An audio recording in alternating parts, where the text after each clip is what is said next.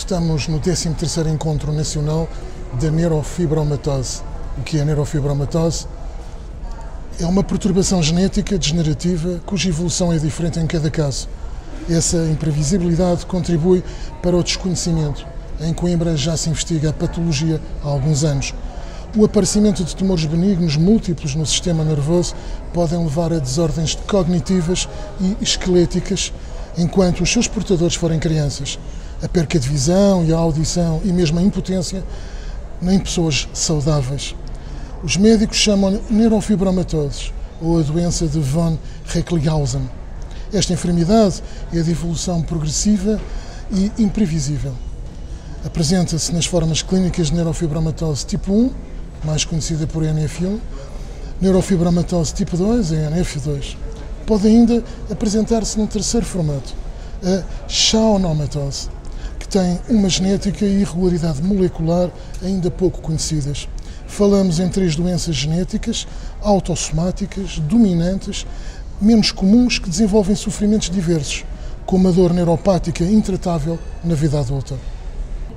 Joana Gonçalves e Inês Bernardino, 2 jovens investigadoras, uma psicóloga e outra bióloga, e tratam da neurofibromatose, em Coimbra, na Universidade. Joana, o que é que a Joana faz? Eu sei que o seu estudo já vem de trás, pelo menos 2013 ou 2014. Sim. Em que é que isto consiste? É a bióloga? Em que é que isto consiste? Eu peguei num modelo animal de neurofibromatose, foi um ratinho que foi humanizado com a doença humana e que expressa os déficits cognitivos apresentados na doença, e o que eu estou a ver neste momento é que diversas partes do cérebro respondem de forma diferente à doença. E neste momento nós queremos achar alvos terapêuticos que consigam colmatar todo o cérebro de modo a prevenir estes déficits cognitivos que os doentes têm. E esse trabalho começou quando? Este trabalho começou em 2013, neste momento está em revisão para ser publicado numa revista internacional e tem a colaboração de um investigador da Universidade de Los Angeles, que foi aquele que criou estes ratinhos transgénicos, que é o professor Alcino Silva, e estamos a fazer o trabalho em colaboração com esta Universidade de Los Angeles. Inês, psicóloga. Sim. Faz parte desta equipa multidisciplinar, portanto estamos aqui a falar de trabalho de grupo, não estamos propriamente a falar de trabalho individual. Qual é a sua especialidade? Mete, passa a expressão, a mão e o pensamento em quê? Então, eu estou a dar seguimento a um estudo que se iniciou no IBILI, no nosso instituto, com uma outra colega também chamada Inês Violante. Começou em 2010, ela fez o doutoramento na área da neurofibromatose e tentou perceber mais ou menos as questões que a Joana está a ver nos ratinhos. Tentámos passá-las para o modelo humano, para fazer o estudo em doentes, para tentar perceber que alterações existem no funcionamento cerebral destes doentes que possam explicar depois as dificuldades que eles apresentam do ponto de vista cognitivo. Fizemos estudos em crianças, fizemos também em adultos, utilizámos diferentes técnicas de ressonância magnética e estamos agora neste momento. Vimos apresentar estudos de uma nova técnica que se chama estimulação magnética transcraniana e que no fundo são técnicas complementares para conseguirmos estudar o funcionamento cerebral destes doentes. O objetivo final é de facto conseguirmos perceber melhor a origem das dificuldades cognitivas e tentar depois atuar nelas para tentar minimizar e também, no fundo, minimizar o impacto que estas alterações têm na vida, no dia-a-dia dos doentes. Só uma pergunta. Eu sei que não é financeira, eu sei que vocês testam isso, mas qual é o budget que vocês têm para isto? O budget é pequeno. É pequeno, a questão é que em Portugal o orçamento que há para investigação é sempre muito baixo. Nós temos que estar constantemente a concorrer a projetos de investigação para termos financiamento.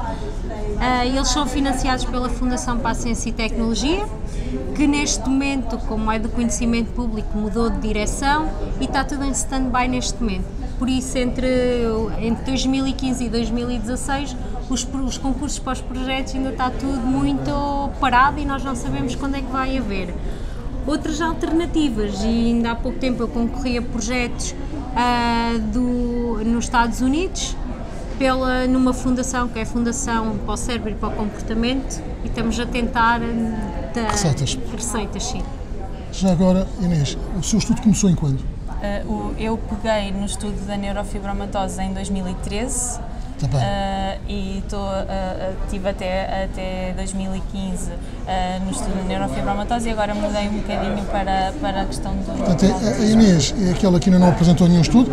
Não, a Joana já apresentou? Sim. Foi a Inês que apresentou? Apresentei com a minha outra colega Inês Violante em 2013 os primeiros dados deste estudo, que também já estão publicados numa revista internacional. E, portanto, a primeira parte do projeto já está publicada, falta agora esta última. A última pergunta para as duas. Independentemente disto, claramente ajudar a doença, que é uma doença que tem muitas zonas nebulosas, que não é tão conhecida Sim. quanto se pensa, através de algum prestígio destas investigações, que acontece sempre, vocês acham que podem ir buscar receita para poder avançar até na investigação? Porque presumo, e aquilo que se vai sabendo, é que a evolução destes estudos acaba muitas vezes por originar a perspectiva de se poder continuar a estudar e descobrir mais qualquer coisa, há sempre mais um além, por assim dizer. Sim. Isto é verdade? O prestígio também vos poderá trazer aqui alguma receita, algum olhar, ou se não traz, o que é preciso que a sociedade civil faça junto do governo ou junto da administração pública para que vocês recebam o dinheiro certo para poder continuar a investigar? De facto, quando nós terminamos um projeto, mais do que conclusões, aparecem perguntas, não é? E então terminamos um projeto e temos imensas questões que queremos responder e daí a necessidade de continuidade dos projetos. Muitas vezes, de facto, esbarramos na questão do financiamento, não existe assim tanto. Nós tentamos divulgar os nossos estudos mesmo junto da comunidade e estas iniciativas são extremamente importantes nesse sentido, mas de facto não tem havido muito retorno ao nível do financiamento para os nossos estudos. E às vezes nem é só o financiamento para os estudos, mas também para nos exportarmos a nós próprios, porque muitas vezes o que acontece é que nós ficamos sem bolsas, porque nós todas estamos com bolsas, não temos contratos de emprego, e acabam as nossas bolsas, nós ficamos sem nada e muitas vezes por amor à ciência vamos ficando. Então vamos já ver, vocês são trabalhadoras precárias, isso também eu já sabia. Sim. E já agora uma pergunta para que todos lá em casa também percebam um bocado isto. O que é o IBILI? O que é isto? O IBILI é um centro de investigação que é Centro de Investigação Biomédica em Ciências da Vida, que está integrado na Faculdade de Medicina da Universidade de Coimbra. E que agora também tem muita ligação com outro instituto da Universidade de Coimbra, que é o ICNAS, que é onde se faz a maioria destes estudos de imagiologia cerebral. E é um instituto que não investiga só este tipo de neurofibromatose. A maior parte das doenças são ligadas à visão e doenças neurodegenerativas. Também há certos grupos lá que trabalham com drogas de abuso e ver os efeitos no cérebro. E somos um instituto multidisciplinar, onde trabalhamos com tudo. Sempre relacionado com as neurociências, portanto o objetivo é sempre perceber o funcionamento do cérebro, desde a célula até aos sistemas mais complexos e até desde o cérebro saudável ao cérebro com patologia também. Exatamente. Joana e Inês, parabéns e contribuem para que se descubra mais sobre a neurofibromatose. A neurofibromatose é uma afecção multissistémica. No âmbito da neurologia, apresenta âmbitos diversos. A cirurgia parece ter um papel determinante, mas também se percebe que das suas complexidades, que são várias. E é tão abrangente que lhe pergunto ao Dr. José Miguel, neurocirurgião do Hospital de Santa Maria, em Lisboa, quais são as maiores dificuldades da neurocirurgia nesta doença e quais são as suas maiores eficácias. Eu penso que a dificuldade principal é que é uma doença bastante heterogénea. Portanto, há afetados que têm uma expressão clínica muito reduzida, que têm, por exemplo, pequenos tumores que não crescem ao longo da vida, e outros afetados têm formas graves em que aparecem múltiplos tumores que crescem e que vão resistindo a várias terapêuticas. A cirurgia tem um papel, sem dúvida, quando há lesões circunscritas que consigam ser removidas, mas esse de facto é só uma parte do problema. Há lesões difusas que não são removíveis cirurgicamente, para as quais não há grandes opções. Algumas são sensíveis à quimioterapia, sem dúvida, e a quimioterapia consegue controlar eficazmente um pequeno número de afecções concretas, como os gliomas do nervo óptico. Para outras, nem tanto, como no caso da neurofibromatose 2, os neuroenomas do acústico, que normalmente são difíceis de remover cirurgicamente, recidivam, mesmo a resposta à radioterapia e à radiocirurgia é parcial e não há um fármaco que os permita controlar. Eficaz, sim. Outra pergunta que lhe queria perguntar era: a neurofibromatose pode ter cura definitiva ou não? Se isto é bem assim, e se há risco de vida a médio prazo e a longo prazo a um doente de fibromatose, e se isso é verdade, a quais é que pode acontecer? Aliás, o doutor hoje apresentou aqui um caso de insucesso, provavelmente entre muitos, que resultou na morte do paciente. Exatamente. Porque o tumor, pelo que eu percebi, degenerou num tumor maligno. Exatamente. E quando isso acontece, quer dizer, quando aparece um tumor maligno, aí as nossas armas são reduzidas, quando é um tumor difuso que não consegue ser removido cirurgicamente, como era o caso. De qualquer forma, para responder à sua pergunta, não há uma cura para a neurofibromatose, não. É uma doença genética, portanto, que acompanha a pessoa durante toda a vida. Está nos seus genes, portanto, enquanto não houver uma terapêutica genética, e estamos bastante longe disso acontecer. Apesar de todos os estudos, todas as investigações. Apesar de todos os estudos e todas as investigações, sim, estamos longe disso acontecer. Não há propriamente uma cura. A evolução depende muito da agressividade da doença e, de facto, uma pessoa pode ter uma esperança de vida normal com a neurofibromatose, e algumas têm, sem dúvida, com lesões pequenas que não desenvolvem, que não crescem. Outras têm cursos clínicos muito agressivos e há formas de doença... São os tais que disse aqui que tinham só 30 anos de vida? Exatamente, em que a esperança de vida, em que a sobrevivência raramente ultrapassa os 30 anos, 35 anos, pelo desenvolvimento de múltiplos tumores que não são controláveis. São casos pouco frequentes, felizmente, mas acontecem e nós não os sabemos distinguir à partida, que é outro ponto importante. Mesmo com estudos genéticos, não conseguimos distinguir à partida quais é que vão evoluir de uma forma mais agressiva ou não. Quer o doutor dizer que muitas vezes não se sabe se é neurofibromatose ou é outra coisa qualquer? Isso o diagnóstico conseguimos saber. Clinicamente, com exames de imagem e com estudos genéticos. Conseguimos diferenciar os tipos de neurofibromatose, diagnosticá-los. Mas depois do diagnóstico de neurofibromatose, numa fase inicial, temos muita dificuldade ou impossibilidade de dizer que este vai progredir de uma forma mais agressiva, este vai progredir mais lentamente.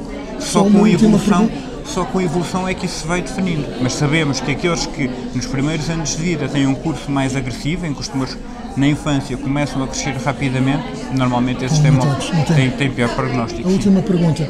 A neurofibromatose aparece assim recentemente, quase que do nada. Era uma doença antiga, era uma doença que se começou... É uma doença antiga. Mas esta preocupação é mais recente. É uma doença antiga, foi descrita por von Recklinghausen, que é o outro nome, não é? Doença de von Recklinghausen, no século XVIII, final do século XVIII. E há historicamente casos de neurofibromatose reconhecidos, portanto é uma situação antiga, sim.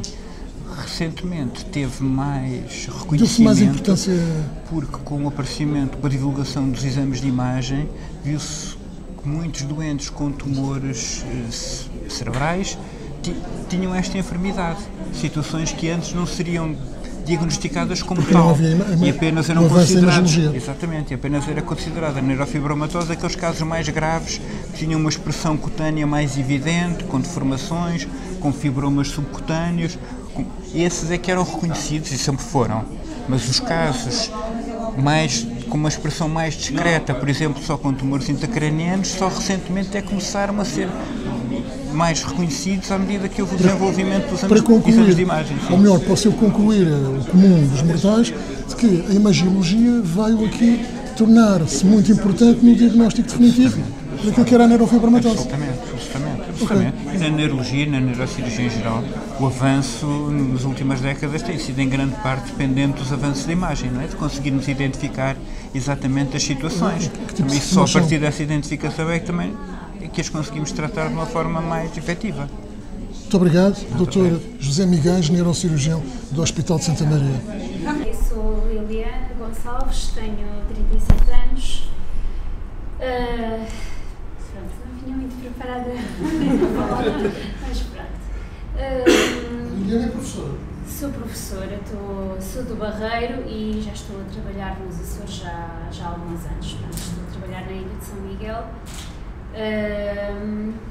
E pronto, a neurofibromatose foi-me diagnosticada desde muito criança, portanto sempre que me conheci com neurofibromatose e com várias manchas de café com leite.